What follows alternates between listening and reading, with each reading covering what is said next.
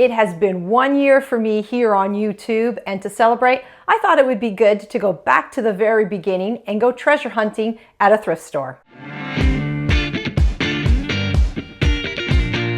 Hi, I'm Sandra, the Puzzling Canadian, and welcome to my channel. Well, April 27th marks the 1 year anniversary that I have been on YouTube with this channel. I can't tell you how grateful I am for all of you who welcomed me on this platform and stuck by me. It wasn't an easy journey learning the ropes around YouTube, but I had a fun time and I enjoy creating puzzling content for everyone. Now, the reason I started this channel a year ago was for learning experience for myself and to create a puzzling community.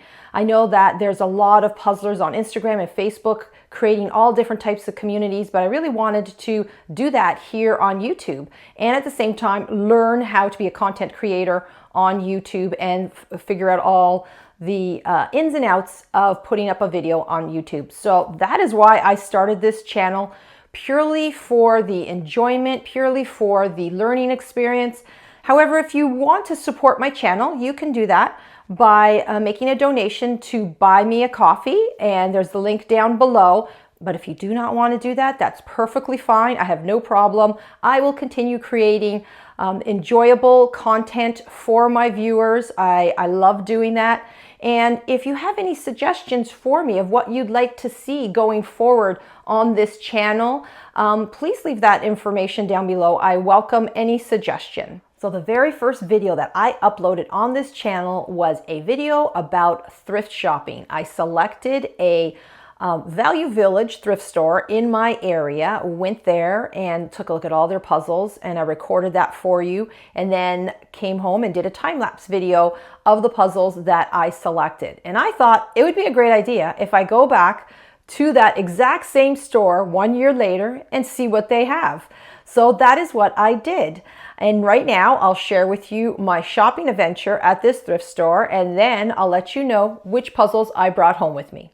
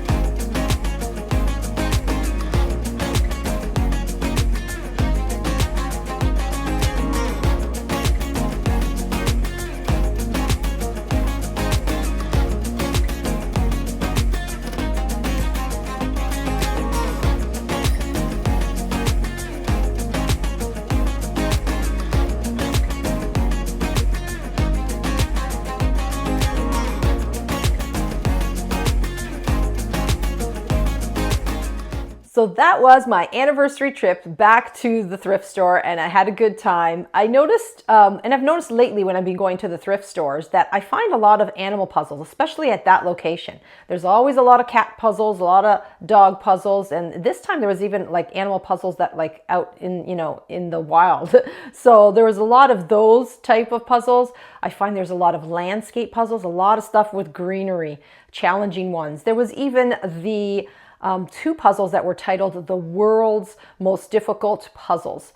So I wasn't really in the mood to do a difficult puzzle or bring one home, but instead I focused on finding 500-piece puzzles. And one of them that I ended up finding was this one here, an Ejica puzzle.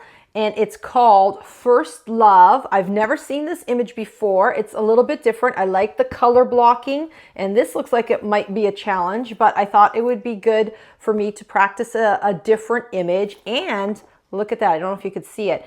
It is brand new. So that attracted my attention. Anything wrapped in the plastic, those are the ones that I pull off the shelf first. Ejica is not usually a brand that I pick up because I find their pieces are loose, but I did like this image. I also brought home another puzzle. So right now I'll show you the clip of me putting that one together, and then after I'll let you know why I brought this one home.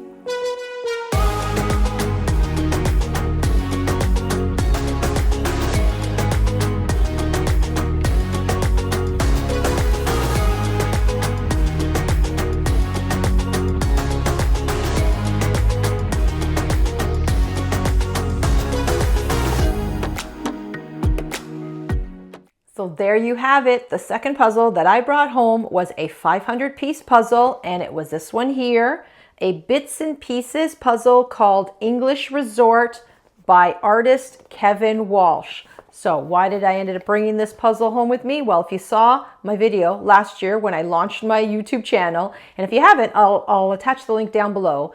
When I went shopping at that store, I ended up finding a Kevin Walsh puzzle, also bits and pieces. It was called T-Bird Summer. And I just found it coincidental that I was there a year later, and lo and behold, on the shelf, another Kevin Walsh puzzle. So it's not a brand that I normally do, but this is an artist that I really like, and whenever I see his artwork, I usually pick it up. So I was really happy to see that all the pieces, it was complete. There was no missing pieces. Compared to the puzzle that I did last year, it had 2 missing pieces. So sometimes that happens when you're picking up puzzles at a thrift store. So I was very happy that this one was complete, and it was an enjoyable puzzle. So what's in the works for my channel over the next year? Well, I think what I'll need to do first is just to take some time and reflect and think about what my next goals are on YouTube.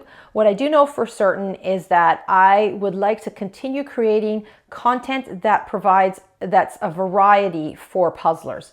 So speed puzzling, puzzle shopping, puzzle hauls, puzzling events, time-lapse videos, large piece counts, those type of thing. A little bit of something for everybody on the channel. I also did my first puzzling challenge back in January, and it seemed to be well received. People provided some pretty good feedback. So I think I want to incorporate more puzzling challenges into my channel. And I've been working on one, preparing the next challenge, and it will be launched in May. So if you are not a subscriber, please consider joining our community by hitting the subscriber button so you don't miss out on this event. Thank you for taking the time to view this video and all my other videos on the channel. Your support means a great deal to me. Until next time, happy puzzling.